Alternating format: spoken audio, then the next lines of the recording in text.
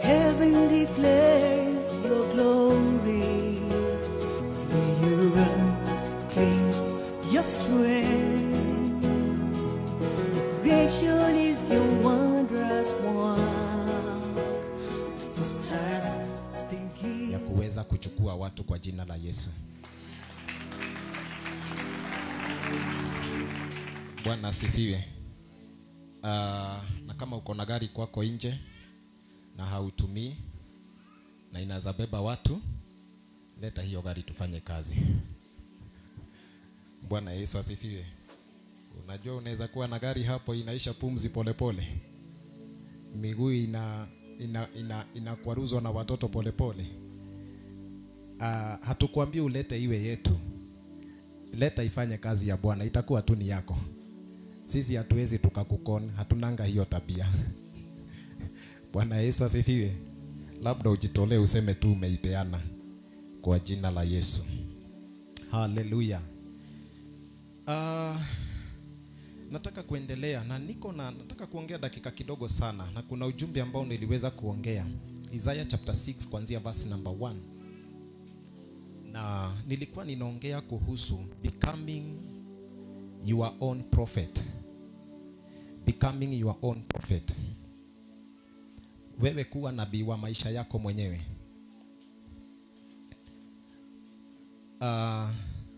Na tukasema ya kwamba wengi tumezoea. Unataka kunirudisha huko juu? Umeona hii si kiwango yangu? Sawa. Asante. Haleluya. Wengi wamezoea kutabiriwa na manabii kutoka nje. Huduma ya unabii ni Bwana anaipeana. Hata sisi hapa Bwana anatuonyesha mambo na inakuja kutimia. Huduma hiyo pia inafanya kazi hapa. Lakini kuna kitu moja nataka nikuonyeshe. Nabii anayekukutabiria atafika mahali hataweza kukutabiria siku zote na mambo yote unayotamani kujua kutoka kwa Mungu. Sababu ninasema hivyo kwa sababu nabii hautakuwa na yeye wakati wowote.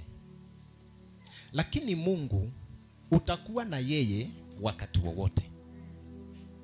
Roho wa Mungu utakuwa na yeye wakati wowote. Bwana asifiwe. Na kile ambacho Mungu angependa sana ni wewe ukiwa Mkristo uweze kuzingatia mambo yale Mungu anakunenea, mambo yale Mungu anakufunulia. Kwa sababu licha ya kuwa nitakutabiria, lakini pia Mungu atakuja kwako na ataongea na wewe mwenyewe. Wewe mwenyewe Mungu atakuja na atakuzungumzia. Na hiyo ambayo Mungu anakuja kukuzungumzia, hiyo ndiyo ninayokuhubiria siku ya leo.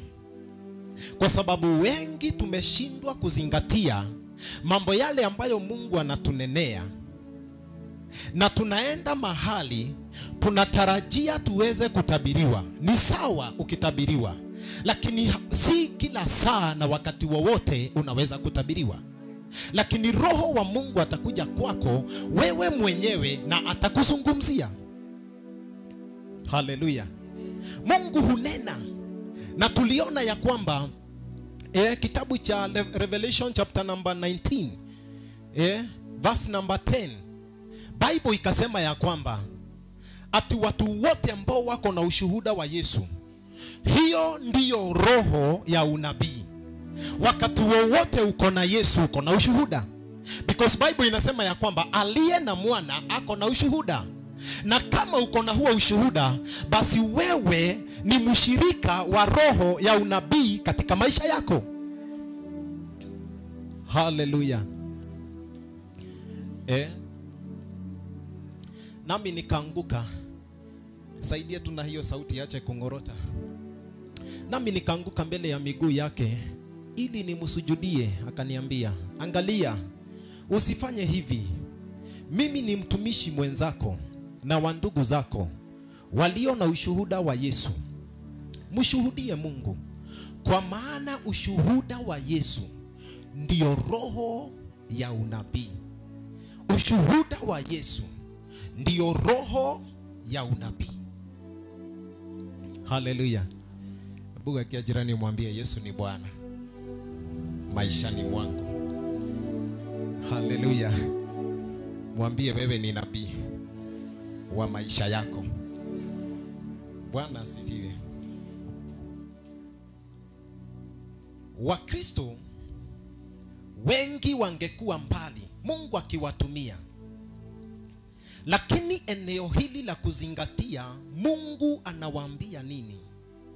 Kwa sababu ya kuachilia sana, imefanya hata wao maisha yao yakajikokota. Hakuna kitu cha baraka kama wakati Mungu anakuja kwako wewe mwenyewe anakuzungumzia. Hakuna kitu cha baraka kama wakati Mungu pia anakuja kwa maisha yako na anakufunulia mambo upate kujua wewe katika maisha yako. Hallelujah. Mungu huzungumza na Wakristo wote walio hapa. Roho wa Mungu hunena na wao. Na hauwezi ukafika mahali uniulize, na pastor, Roho wa Mungu ananena namna gani? Mimi ninajua Roho wa Mungu huwa anakunenea. Hallelujah. Ni vile wakati mwingine haujaweza kuelewa Roho wa Mungu ananena namna gani, lakini Roho wa Mungu ako kwa kila Mkristo aweze kumuongoza, aweze kumfunulia, aweze kumunenea na akaweze kumuelekeza. Hallelujah. Tukasema ya kwamba njia mojawapo ya kufanya ufanyike kuwa nabii wa maisha yako ni kuwa na kiu na njaa ya haki. Hawezi ukawa nabii wa maisha yako kama wewe kwanza hauna kiu na hauna njaa ya Mungu. Wakati uko na kiu na njaa ya Mungu, na Mungu anapata nafasi, anakuja ananena na maisha yako. Bwana Yesu asifiwe. Nataka kuendelea na hayo mambo mengine, nakimbia haraka haraka tuweze kumalizia, na Bwana ataweza kutubariki. Jambo la pili ni kuwa mfuasi kamili wa Yesu. Mfuasi kamili wa Yesu. Wengi wanamfuata Yesu, lakini hawamfuati kikamilifu. Hata si ajabu uone tukitoka Jumapili leo, tukitoka kanisani leo, wiki ya kesho kuna watu wataenda kwa wachawi. Because huyo mtu ako na nia mbili. Huyo mtu ni wa njia mbili. Hajakuwa mfuasi kamili wa Yesu. Hallelujah. Hakuna kitu hatari wewe mwenyewe kama Mkristo kushika njia mbili. Ukishika njia mbili katika maisha yako, haujafanyika kuwa mfuasi kamili wa Yesu Kristo. Na kwa njia hiyo hiyo, kuna baadhi ya mambo wewe mwenyewe hautajua kwa maisha yako. Utasumbuka, utakosa kujua, utazuiliwa, utashindwa kujua ni nini ambacho kinakuzuilia. Kwa sababu hata Yesu mwenyewe akikuangalia, anaona ya kwamba huwa unamfuata kwa nia mbili.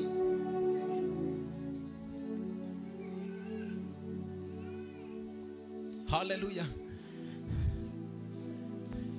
Wacha tusome neno kidogo, tuende na maandiko. Matthew 19 verse number 27. Matthew 19 verse number 27.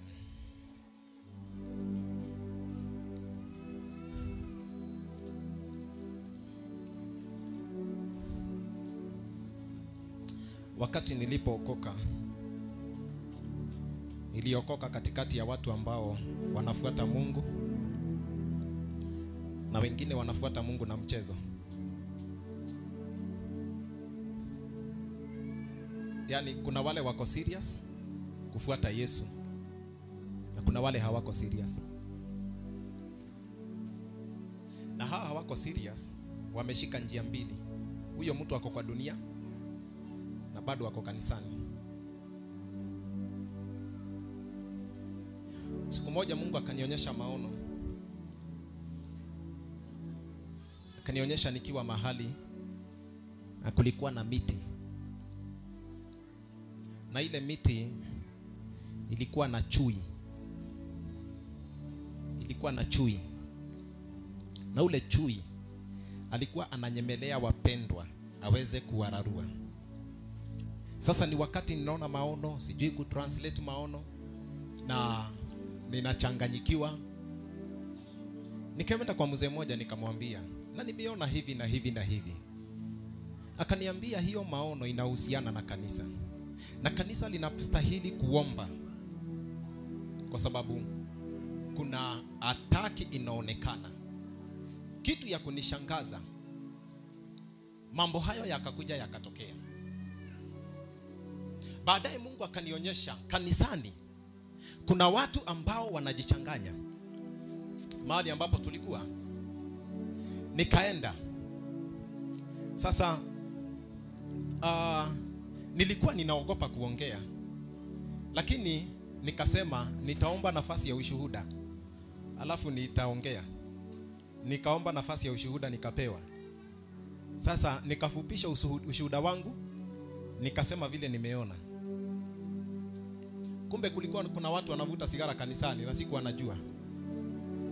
Wakati niliposema hivyo tu, baadaye mzee mmoja mkongwe, hata unashindwa huyu mzee na vile miaka imeenda, kwa nini asisimame? Sasa kwa nini namna gani unakuwa kanisani na bado unavuta sigara? Bwana asifiwe.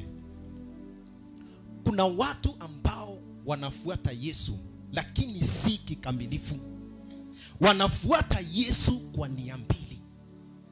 Na huyo mtu wakati anapofuata Yesu kwa nia mbili, hata yeye mwenyewe katika maisha yake asipokuwa muangalifu, mambo yale yatakuwa yanamsumbua, hata kuwa anajua. Mungu hata kuwa anapata nafasi anakuja na mnenea. Kwa nini? Kwa sababu hamfuati Mungu kikamilifu. Anamfuata Yesu kwa nia mbili.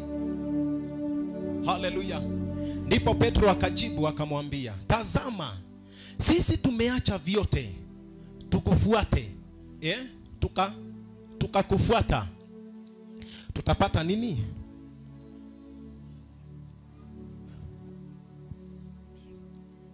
Yesu akawaambia, amini na waambia ya kwamba nyinyi mlionifuata mimi, katika ulimwengu mpya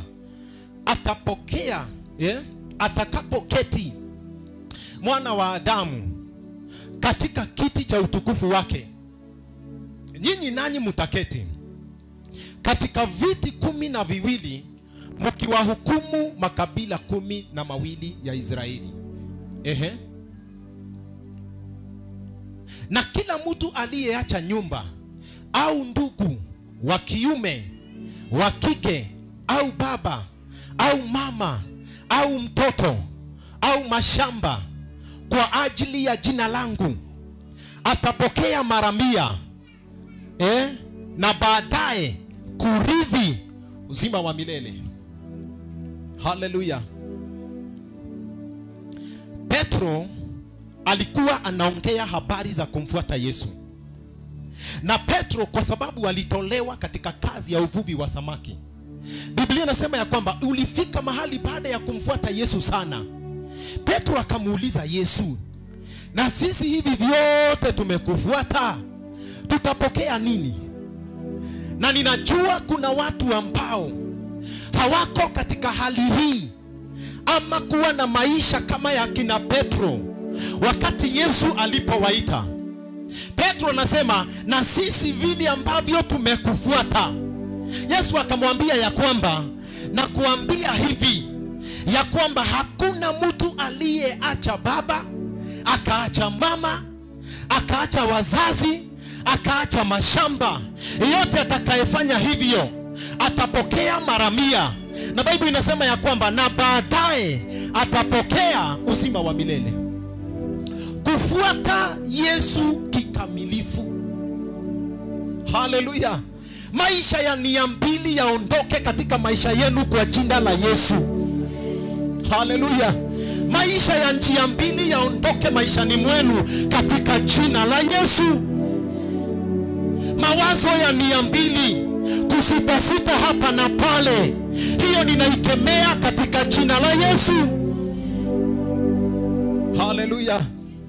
Na hiyo roho tunaikanso hapa kanisani katika jina la Yesu. Iondoke maisha ya Wakristo katika jina la Yesu. Kufuata Yesu kikamilifu, pasipo kubakisha jambo lolote. Unapenda Yesu hata kuliko wapendwa wako wa karibu. Hatusemi wachukie, unapenda Yesu zaidi yao. Haleluya. Mzazi wako akipata shida utaita nani? Si utaita Yesu. Mtoto wako akipata shida utaita nani? Baba yako akipata shida utaita nani? Na how comes unaweza penda baba kuliko Yesu? Unaita muadhiriwa, unataka muadhiriwa akusaidie kuliko mwenye kumsaidia muadhiriwa.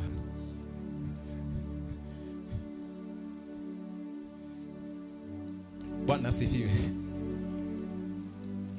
Kufuata Yesu kikamilifu inampea Yesu nafasi ya kukufunulia mambo yote yamejificha na mambo yote yanayosumbua maisha yako, mambo yote yanayokuzuilia. Tuko na watu wengi hapa, wengi ambao Mungu amekuwa akijaribu kuwafunulia na kuwazungumzia kile ambacho huwa kinawasumbua katika maisha yao. Tuko na watu wengi ambao Mungu amejaribu kupea signal ni nini kinachowasumbua, lakini wakati mwingine unaweza shindwa kukamata sauti ya Mungu vizuri na kuelewa vizuri, kwa sababu na wewe maisha yako ni ya nia mbili. Mungu ametamani kukuzungumzia, Mungu anatamani kukuongoza, Mungu anatamani kukujulisha ni akina nani wanaroga maisha yako. Wakati mwingine anatamani kukuja, na yeye Mungu akikuja kwa huyu mtu anapata na yeye huyu mtu ni wa nia mbili. Hata hayuko pale, hata hayuko kwa njia za Mungu, ameshaenda. Siku moja kuna kakitu niliona, na kalikuwa kamewekwa hivi. Huyu mtu alikuwa anaomba gari, amepiga magoti kwa nyumba, anareba shaka, anaitisha gari. Bwana nipe gari, Bwana nipe gari. Usiku, na ni usiku, naamua kufanya kesha apate gari. Malaika wanachukua maombi wanapeleka. Alafu malaika anapewa gari, anashuke. Malaika anashuka, akifika anapata mahali mtu alikuwa anaombea hayuko. Malaika kuenda kutafuta mtu wako wapi, amepiga magoti kwa wachawi. Na mchawi ameshika miti, anamugonga, anamuroga apate gari. Sasa malaika akashindwa, sasa nitafanya namna gani? Huyu mtu ameomba na gari nimepewa nimletee, lakini sasa mahali anastahili kuwa na mahali alikuwa anaombea ameshatoka, ameenda kwa wachawi. Kutembea na Mungu itakuwa ngumu kwa maisha yako ukiwa mtu wa nia mbili. Yesu anataka mtu ambaye anamfuata kikamilifu. Yesu anataka mtu ambaye anajikana na anaacha vyote. Yesu anataka mtu ambaye hajichanganyi na mambo ya dunia, mtu ambaye ako kwa Yesu na ako kwa dunia. Yesu hataki mtu wa nia mbili ambaye wa usiku anaonekana kwa disco na Sunday anaonekana kanisani. Haleluya. Sasa Friday ulilala disco, leo uko hapa Alafu nataka kutuambia kuna wachai wanakupiga. Ni wachai wanakupiga ama wewe ndio uko na shida? Hallelujah. Unajiroga mwenyewe. Sasa tunaimba vizuri vile tumeimba hapa. Alafu ukirudi kwa ploti ile unakaa. Kwanza ploti yenye unakaa. Hizo nyumba zingine zote hakuna mtu anaweza fungulia redio yake juu yako.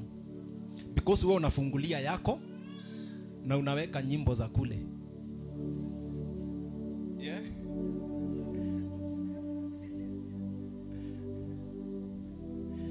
Bwana asifiwe. Vijana ambao mko hapa, ile rege inapiga kwa hiyo ploti. Na Sunday uko hapa unasema haleluya tumwabudu Bwana. Lakini ukirudi kwako, rege inaenda kutoka Monday mpaka Sunday. Alafu unikute hapo nje uniambie pastor, nasikia maisha yangu ni ngumu. Ni ngumu ama ni rege inakusumbua? Bwana asifiwe. Wakristo ni mpaka wakubali kumfuata Yesu kwa kikamilifu. Na mtu anacheka akiinama kidogo. Wewe na kususpect. Hallelujah. Jambo la tatu ni kutangaza neno la Mungu maishani mwako. Kutangaza neno la Mungu maishani mwako.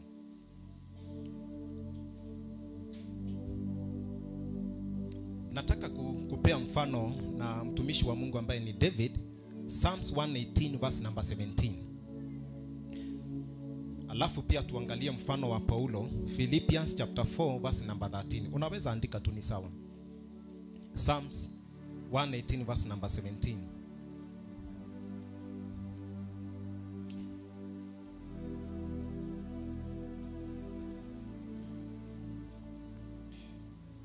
Tuweke kwa haraka haraka, tunataka kuomba.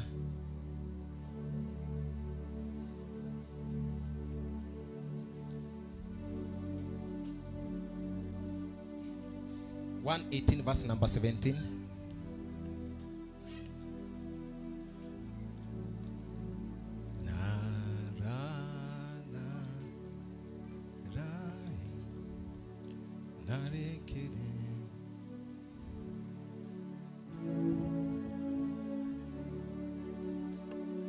What shall I render?